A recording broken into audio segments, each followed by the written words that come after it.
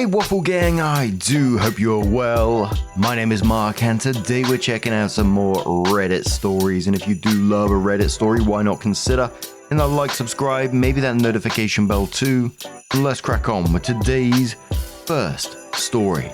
Much love, guys. Now today's first story comes from a throwaway account from the RelationshipAdvice subreddit, and it says, my 32 female, fiance 37 male is a homicide detective.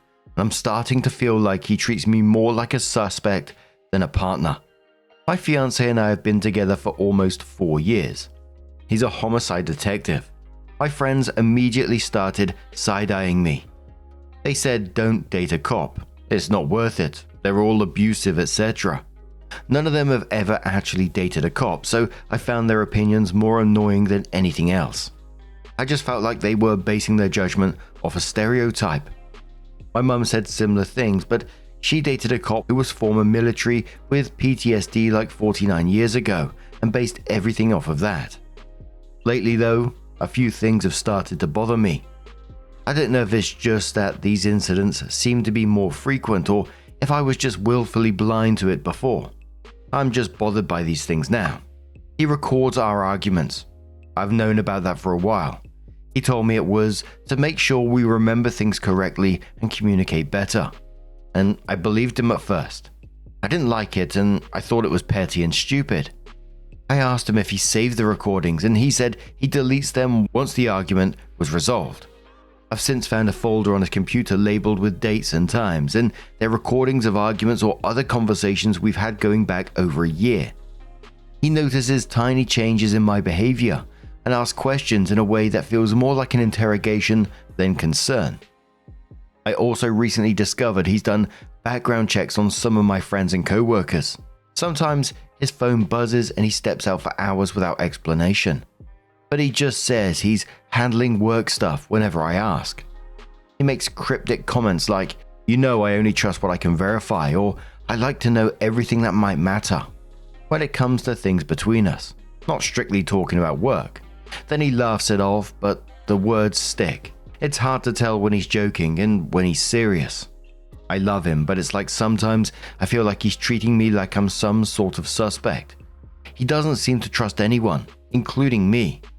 Every little disagreement feels like it could be evidence. Recently, he's made some comments related to having kids, about having a tracker on them at all times and never letting them spend the night at friends' houses. This came after I told him that people at work were saying their kids don't have sleepovers like we used to have. He said he'll never have kids spend the night at somebody else's house, and he'll do background checks on every parent of our kids' friends and teachers. I feel like these sort of comments are becoming more frequent and it's just escalating. How do I handle this with him? How do I discuss this in a way that won't turn into a dumb argument that he inevitably records for no good reason? I honestly don't know how to bring this up to him. I've considered telling him he needs therapy because he cannot continue to live life so suspicious and paranoid about everything and everyone. I'm pretty sure he'll refuse that. This whole thing sounds exhausting, the recording of your conversations and constantly feel like you're being watched over and over again. I mean, how do you live like that? And it's not something that's going to change anytime soon, so how do you move forward with this? And I don't know the full legal ins and outs of any of this, but what he's doing doesn't sound like it's legal at all. If he's running background checks on random people like this, it sounds dodgy as fuck. But Bobby says, this is how you want to live the rest of your life. Adventurous says, I could barely take it for the length of the post. The rest of her life makes me feel like I'm vicariously suffocating. Just as I can be so cruel says, oh boy, did your fiance date my aunt? Because your story sounds really familiar. Only her cop boyfriend was separated from his wife, and when he refused to actually divorce his wife because he didn't want his ex marrying her new boyfriend, my aunt broke up with him, and then it got really bad. She had to leave the state because his harassment afterwards was so scary, and no cop would back her up because they were all his buddies. She only got out because she went around and asked the neighbors to please point their cameras at her house in case he murdered her, and he found a new young girl to obsess over. So yeah, I'm not saying I would never date a cop, but I would have ended the relationship the first time he tried to record our arguments. This is a sign of a much bigger problem that you are only just now starting to realize. I get why he's paranoid. He sees the worst of people, but you are his partner. If he can't trust you, then there is no point in being his partner. It doesn't get better. It only gets worse. For the love of God, don't have sex with him if you are thinking of leaving.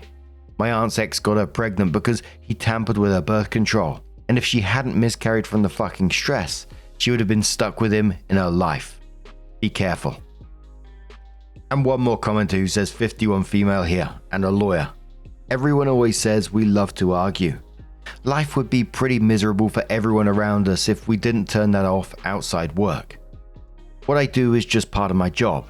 That's not what he's doing. This is who he is.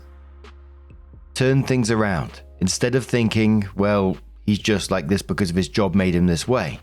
What if maybe, just maybe, he chose this profession because it gives him a socially acceptable way to exert control and power over others? This is a profession that attracts abusive people, and he is one. Period. So it was a month after this post that OP did come in with an update, and they said, I think a good starting point would be for me to admit that I do believe my fiancé is a good man. He's not cruel, he's not an aggressive or violent man, and he believes with all his heart that he's right most of the time. Of course, I realize a lot of people were pretty negative in their comments towards me in response to my original post, and part of me wants to thank you all for your concern. But another part of me wonders if part of this negative response is simply because of the nature of his work. After sitting on all this for a few days, I decided I couldn't put off this conversation anymore. I told him that we have to talk, and this isn't about winning an argument. I began with the recordings. I told him I knew he had been stockpiling arguments with our friends going all the way back a year ago, and how it makes me feel violated and threatened. He did not deny this. He explained to me why he holds them, in case things ever get twisted, and protecting himself. To hear my fiancé speak of our relationship in a way that implies he considers our life a potential lawsuit threatened me. When I mentioned this style of questioning me and observing small shifts in my behavior, he explained that this is simply how his brain works, and that given all he's observed in his work, he can't simply shut it off. He explained to me that pointing out details doesn't mean he believes I'm doing anything incorrect, simply that he likes to verify rather than assume. He told me most detectives' girlfriends simply get used to it, leaving me to wonder if this is a common fact or simply a defense people make when they're in fact engaging in poor behavior. The background checks on my friends and colleagues escalated into a bigger problem. He confessed to doing them and stated definitely he would do the same on people in relation to our future children. He did not think it was an invasion of privacy but being informed. Those people with nothing to hide did not need to worry.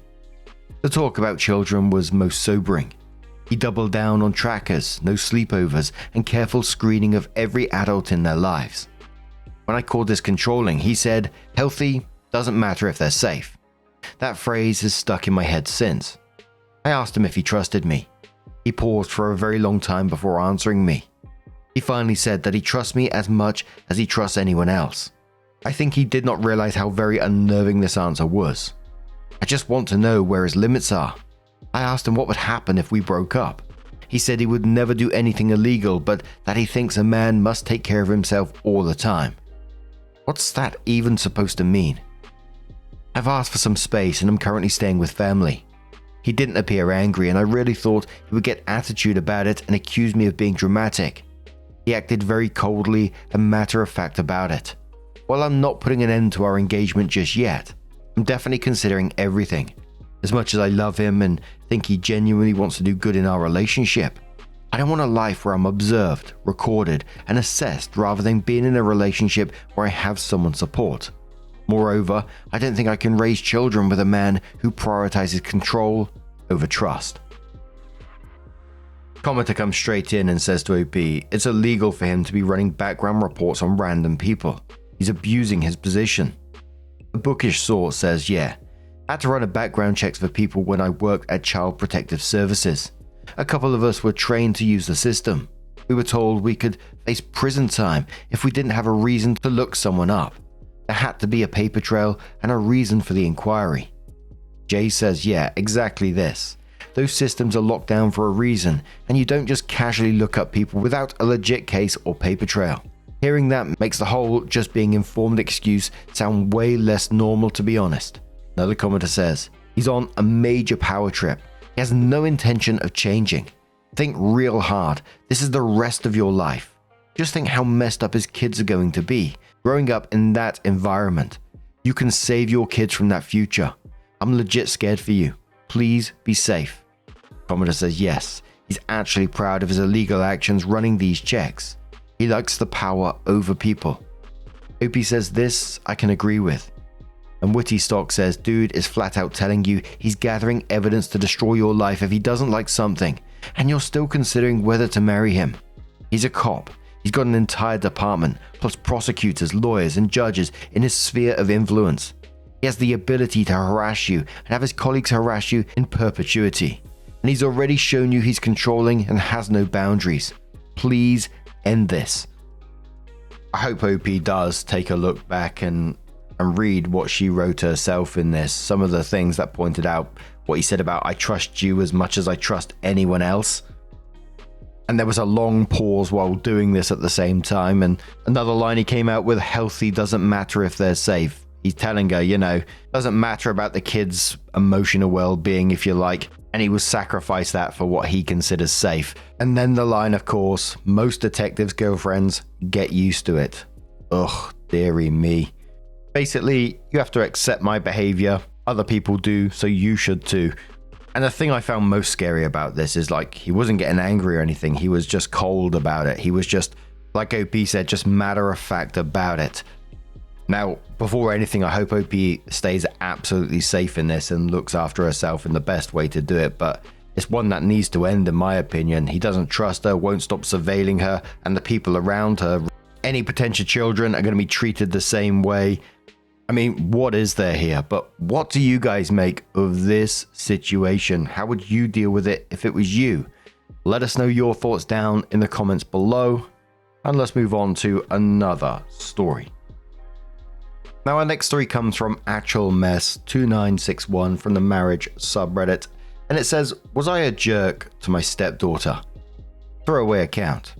I need some input before having a serious discussion with my husband.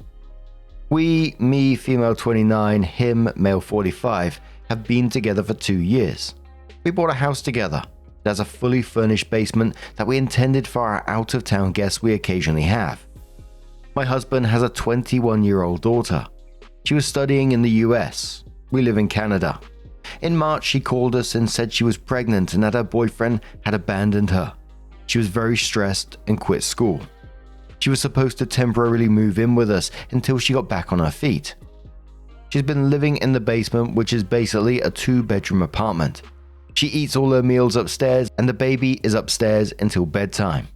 My husband and I work opposite shifts.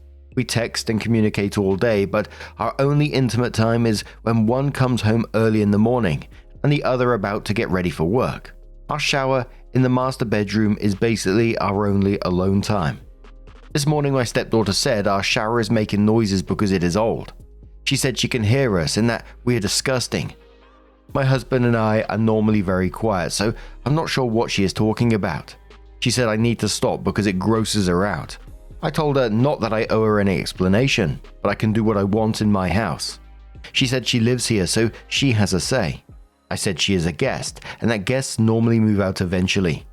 She then started yelling that it's her dad's house and that she will come first before some gold-digging whore. I replied that I make the same amount as her dad and that we bought this place together. I said she should be grateful that we welcomed her. She continued screaming and she left, and then I left. Later, I got a text from my husband asking what was going on because his daughter was spiraling. I explained everything, and he said that what I said was not very kind, but that we will talk later. Was I a jerk to my stepdaughter? Playful Frosting says, problem is, you're not much older than her, and she doesn't respect you. Opie says she really doesn't, sadly. Negative reply saying, yeah, this is definitely the issue. I wouldn't even want to call a woman 8 years older than me my stepmother. That's just too weird, but she should show you respect in your home. Next time she acts out, ask her dad to handle it. If she thinks it's so disgusting, She can talk to him about it. Puzzled Fix says, as a non-paying guest, I would never criticize my hosts. If they were intimate in the lounge room at 3 p.m. every day, I'd avoid the lounge room at 3 p.m. every day and keep my grateful mouth shut. It's not my home, it's theirs. If the conversation with your husband doesn't end in, I'll tell my daughter to mind her own business, I'd end the relationship. Life is way too short to put up with abuse in your own home. Opie says, not just non-paying. We provide food and childcare too when she goes out with her friends, which is a lot. Coyote says, you in particular need to withdraw the free childcare. Since you work opposite shifts from your husband, is it really you who's been watching the baby? Don't do that anymore. Discuss this with your husband. There is absolutely no reason to watch her baby while she goes out to have fun. She's a parent now. Make her realize that, unless you're willing to basically raise the baby for her. Opie says, I've talked to both of them many times. There's always something happens and my husband begs that this is the last time and his daughter needs to get out for her mental health. Then I get guilt tripped. Pibby says, your husband seems to be the problem here, allowing his daughter to act like a child and not contribute. She should appreciate what you both are doing for her, and it doesn't seem like she does. Her apology is definitely needed for her to continue living there after what she said to you and called you. I would definitely stop the free childcare. So OP did come back in to update the post and says, I promised to update after my talk with my husband, so here it is. He sat both of us down and said we cannot live like this. There has been name calling and giving each other attitude. He suggested that we all apologize and move on and said he would start. He then turned to his daughter and said he was sorry if she heard us, that it must have been very traumatizing for her, and that we know she is going through a hard time and we love her. When it was my turn, I said I was not sorry at all because there is no way she heard us. I work long hours and have been a full-time maid for your daughter. I also said that she calls me names all the time, despite everything I do for her. I told them I was done doing anything for her. I said to clean up your own mess, pick up your baby's dirty diapers off the living room floor. Why are you even leaving them there? Clean your damn bathroom, cook your own food, do your own laundry, and I'm not watching your baby ever again. She got angry and yelled at her dad, saying, look how she treats me. I told my husband this is how she appreciates all the work I do after a 12-hour shift. She is not only ungrateful, she expects it. He kept saying that both of us needed to stop and that we should find a way forward. I told him either she leaves or I do. I said that if I leave, I'm selling the house and getting my share of the assets. He kept saying I was being ridiculous. She then called me an evil bitch and said it kills me that I do not have a baby and that is why I'm jealous. I didn't even bother replying to her. I'm done talking to her. Her dad didn't even say one word to her. I told my husband to decide. He said he does not want to lose me, but she is his daughter and she can stay as long as she wants. I told him I would talk to a lawyer about filing for divorce and selling our assets. As of now, I will not be lifting a finger for either of them. He tried to talk to me, but I said I'm not interested. I will go to my parents for the holidays alone. Merry Christmas to me. True Believer says to the OP, wow, good for you. Your stepdaughter is an entitled little bitch, and now she's daddy's problem. OP says I'm more angry at my soon-to-be ex-husband. True Believer says, you should be. He has raised her to be spoiled and believes you need to spoil her too. He is doing her a huge disservice by not demanding she pull her own weight in your household and treats you respectfully. I wonder how their relationship will fare when your husband no longer has you to clean up after her. Black Cobra says, I don't blame him for allowing his daughter and grandchild to stay, but the lack of respect is mind-boggling. He'll probably come around once another plan is determined. Divorce and splitting of assets is incredibly painful. Can't help but think the bizarre 16-year age gap played at least part of a role in this. Stunned Disbelief says he'll come around when he starts coming home to a disaster house and a daughter who expects to go out and party, and OP isn't there to take care of it all. OP, proud that you stood up for yourself, but going forward, realize that large age gaps like the one you had fail more often than they succeed for a whole host of reasons, including life experience, life stages, and especially when there are kids that are close in age to the new spouse. Stay strong. And Jane Austen Astronaut says, oh yeah, I caught that age gap too. Opie's husband thought he was getting a bang made in OP. Too bad for him that she has her own money and isn't dependent on him. It means it's easier for her to walk away. And a lot of the comments were just talking about that initial age gap and the red flags around it. But now I'm going to turn this one to you guys. What do you guys make of this situation? Let us know your thoughts down in the comments below. And let's move on to another story. Now, this is one of the top ones in the Am I the Arsehole subreddit currently from Ringer Roses. Not updated yet, just to give you that warning. And it says, am I the arsehole for wanting to keep my engagement ring from my late fiance? And a quick trigger warning before we do get any further into this, that there is talk of death in a car crash. So if you do want to skip it, please feel free to do so. Timestamps are always down in the description and along the timeline below. Thank you. It says, am I the arsehole for wanting to keep my engagement ring from my late fiance? I'm using a throwaway, as I don't want the drama of this on my main Reddit. I hope you all understand. I, 36 female, lost my fiance nearly 11 years ago in a car crash. We were both in the car, but I got out with only minor injuries while he died instantly.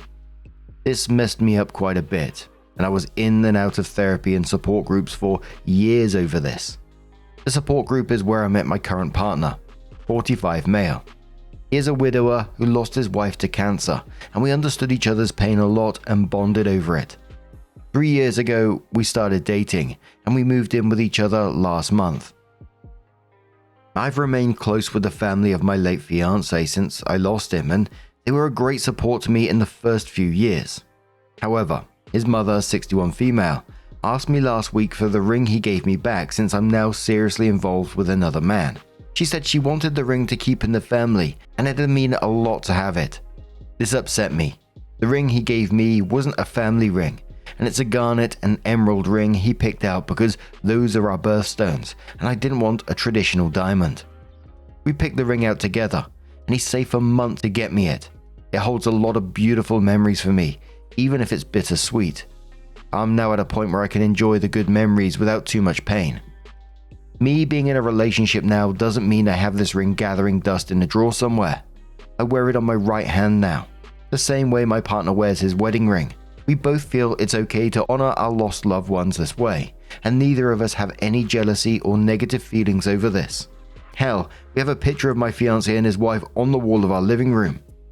I told her I could understand if it had been a family ring he'd inherited, though that would still have made me feel a little weird to have her asking for it back. But it isn't a family ring.